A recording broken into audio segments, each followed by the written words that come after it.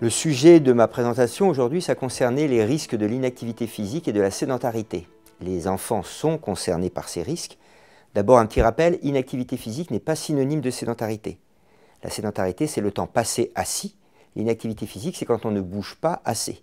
Et actuellement, on sait que l'inactivité physique et la sédentarité ont un effet néfaste indépendant l'un de l'autre sur la santé. Par exemple, je peux être sportif sédentaire.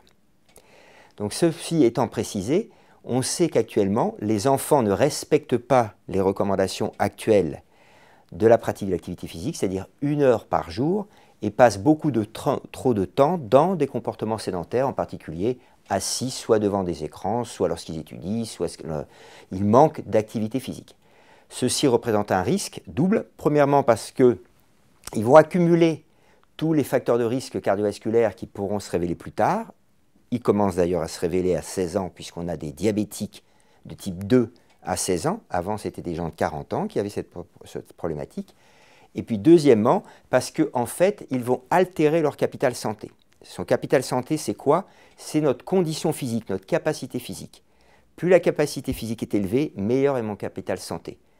En 40 ans, le capital santé de nos enfants, leur condition physique a baissé de 25%. Qu'est-ce que ça veut dire?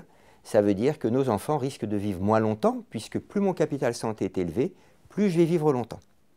Donc ce qu'il faut proposer, ce sur quoi il faut insister, c'est que les parents prennent bien conscience des risques que l'on prend en laissant des enfants ne pas bouger et être trop assis. Ceci va retentir sur leur santé au même titre que le tabagisme.